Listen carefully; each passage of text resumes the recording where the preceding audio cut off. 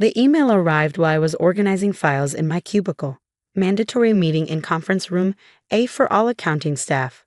I glanced at my brother Marcus's office, his nameplate gleaming with senior financial manager, while mine read simply account coordinator. He caught my eye through the glass walls and smirked, adjusting his designer blazer. I was used to his condescension ever since I chose to start working right after high school instead of going to college like him. Marcus had treated me like I was beneath him when he helped me get an entry-level position at his company 2 years ago. He made sure everyone knew it was charity for his uneducated sister. What I never told him was that while he spent 4 years getting his finance degree, I'd been taking online courses in forensic accounting and computer security. My entry-level position was perfect for what I really wanted to learn: how money actually flowed through major corporations. The conference room was packed when I arrived. Marcus stood at the front with our CEO, Mrs. Chen, looking grave. "We've discovered significant discrepancies in our accounts," he announced. $50,000 is missing, and we traced the unauthorized access to someone in this room. My heart started pounding as he clicked to the next slide showing login records from my employee ID. "The evidence is clear," he continued, his voice dripping with fake regret. "My own sister, who I gave a chance despite her limited qualifications, has betrayed that trust." Security guards appeared at the door as Marcus's words hung in the air. "We've already contacted the police," he added, "though I'm willing to show mercy if you confess now, Emily." I stayed silent, my hands steady as I gathered my belongings. I'd seen this coming for weeks. The way Marcus had been asking me to cover extra shifts, insisting I use his computer since mine was being upgraded. I documented everything, including the keylogger I discovered installed on my workstation last week. As security escorted me out, Marcus's voice carried down the hallway. "I guess it's true what they say about uneducated people. They always resort to stealing." What Marcus didn't know was that I'd been quietly building my case for months. The day he helped me get hired, I noticed irregularities in the company's books, patterns that suggested long-term embezzlement. I'd started tracking everything, watching as small discrepancies grew into larger ones, all leading back to one source: my perfect, educated brother. I spent that evening in my apartment, not crying as Marcus probably expected, but organizing my evidence. The keylogger he planted had been child's play to detect and document. I let it stay, curious to see his next move. Sure enough, he used it to frame me for transfers he'd been making for years. My phone rang around midnight, a number I didn't recognize. "Is this Emily Thompson?" "This is Amanda Richardson, the CEO's assistant." The voice was different from her office persona, sharper, more focused. "I saw something interesting on our security cameras today. Something about your brother installing software on your computer last week.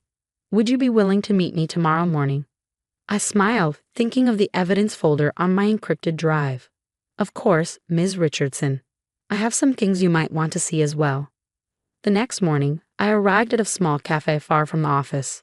Ms. Richardson was already there, along with a woman she introduced as Detective Karen Wu from Corporate Security. "We've been investigating financial irregularities for months," Detective Wu explained, "but someone was always one step ahead, covering their tracks, until you arrived." I pulled out my laptop. 2 years ago, Marcus helped me get hired because he needed access to a clean employee ID for larger transfers. He'd been skimming small amounts for years, but he was getting greedy. He didn't think his uneducated sister would notice the patterns. Detective Wu's eyes widened as I walked them through my documentation. Years of suspicious transfers, all technically authorized but just irregular enough to raise flags if you knew where to look. Marcus's perfect record had protected him from surface-level audits. But he'd gotten sloppy when he thought he had me as a scapegoat. "The police are already investigating," Ms. Richardson said quietly, "but we needed this proof of premeditation, documentation of his methods. The hidden camera footage of him installing that keylogger was damning. But this," she gestured at my carefully organized evidence, "this shows the whole pattern." I nodded, then played my final card. "There's something else you should see." I pulled up records of identical patterns at Marcus's previous 2 employers, smaller amounts but the same methods. "I think you'll find he's been doing this for quite a while." My phone buzzed with a text from Marcus. "I hope you're happy living on unemployment. No one will hire a thief." I shoved it to Ms. Richardson, who actually chuckled. He still has no idea, does he? My brother always assumed that without a college degree, I was stupid, I replied. He never bothered to check what I was actually learning all these years. The afternoon Marcus was arrested at his desk, I watched from Ms. Richardson's office as he was escorted out, screaming about mistakes and family loyalty. His designer blazer didn't look quite so impressive with handcuffs as an accessory. The evidence was overwhelming. The keylogger he'd installed had captured his own logging credentials, which he used to make transfers under my name. The hidden cameras showed him accessing my computer after hours, and my documentation provided the historical pattern that turned a single instance of fraud into a career-long crime spree. As Marcus was led away, I received another text, this time from our father. How could you do this to your brother? He gave you a job when no one else would. I didn't respond. They never believed in me anyway. Ms. Richardson cleared her throat. Miss Thompson, we find ourselves in need of a new senior financial manager, someone with experience in forensic accounting and a demonstrated ability to detect fraud. Would you be interested? I thought of Marcus's nameplate, his designer clothes, his constant reminders of my limited qualifications. I need to finish my certification first, I replied. I'm only 2 classes away. He smiled. Take all the time you need. The position will be waiting. That evening, as I packed up Marcus's office, now mine, I found a photo from his college graduation. He was beaming at the camera, holding his diploma like a shield. He'd spent years building an image of success while slowly stealing from every company that trusted him. I'd spent those same years actually learning, growing, preparing. The next text from Marcus came from county jail. You have to help me. I'm your brother. I placed his graduation photo in a box with his nameplate and designer blazer. The police would probably want them as evidence. No, I tagged back. I don't have to do anything. Educated people should know better than to commit fraud. Then I sat down at my new desk, opened my laptop, and started reviewing the company's security protocols. There was work to be done, and I'd earned my place at the table. No degree required. Updates from the prosecutor's office arrived regularly over the next few weeks. Marcus's previous employers were pressing charges, his perfect reputation crumbling as each new investigation uncovered more theft. Our parents, finally forced to face the truth about their golden child, stopped defending him and stopped attacking me. Ms. Richardson implemented every security recommendation I made, and the board approved a complete overhaul of our financial monitoring systems. I still attended my online classes, but now the company was paying for them. Turns out experience and skill matter more than how you got them. Marcus's preliminary hearing was scheduled for next month. His lawyer had reached out, suggesting I speak on his behalf about our close family bond. I declined. The evidence would speak for itself, just as it had all along. My new nameplate arrived today. Emily Thompson, Senior Financial Manager and Security Compliance Director. Not bad for someone who chose a different path to success. Sometimes the best revenge isn't about getting even. It's about proving them wrong all along. Marcus's preliminary hearing fell on a rainy Tuesday morning. I sat in the back of the courtroom, watching my brother shuffle and wearing an orange jumpsuit instead of his usual designer clothes. He'd lost weight in county jail, and his carefully maintained appearance had faded. When he spotted me, he mouthed, "Please help me." But I kept my face neutral and opened my laptop to take notes. The evidence presentation took hours. Detective Wu testified about the security footage, walking the court through clips of Marcus installing the keylogger after hours. The forensic accountant I'd hired presented my documentation, now expanded with records from his previous employers. Each slide showed the same pattern. Small discrepancies growing larger, all traced back to Marcus's access credentials. During a break, our father approached me in the hallway. He looked older than I remembered, his confident posture replaced by a worried slouch. "Emily, please," he begged. "Marcus made a mistake, but he's still your brother. If you speak as a character witness, maybe." "A mistake?"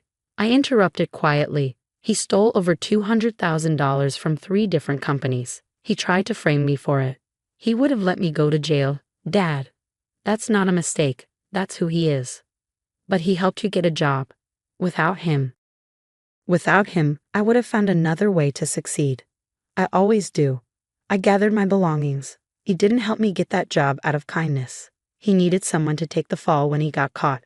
The only mistake he made was underestimating me. Back in the courtroom, Marcus's lawyer tried arguing that his previously exemplary character should be considered. The prosecutor countered by playing the security footage audio of Marcus mocking my education while setting me up to take the blame. The judge's expression hardened with each recording. "Your Honor," Marcus's lawyer attempted, "my client's sister holds a senior position at the company now. Surely that demonstrates the family's commitment to." "Miss Thompson earned that position by uncovering your client's crimes," the prosecutor interrupted. "The same crimes Mr. Marcus Thompson tried to pin on his sister because he assumed no one would believe someone without a college degree." Marcus crumbled visibly at that, finally seeing how completely his plan had backfired. The preliminary hearing ended with his case bound over for trial. Bail denied due to flight risk. As he was led away, he called out, "Emily, I'm sorry. I didn't mean." I packed up my laptop and left without looking back. The next few months brought changes I never expected.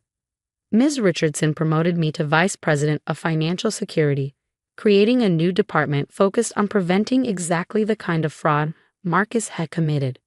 My story spread through industry circles, leading to consulting requests from other companies wanting to audit their security protocols.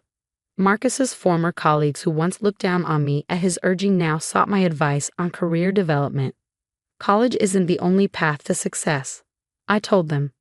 "It's about what you learn, not where you learn it." The prosecution offered Marcus a plea deal, 15 years with possibility of parole after 7 in exchange for a full confession. He took it, probably hoping to maintain some control over the narrative. But his confession revealed even more than we'd known. He'd started stealing in college, using student organization funds to maintain his expensive lifestyle.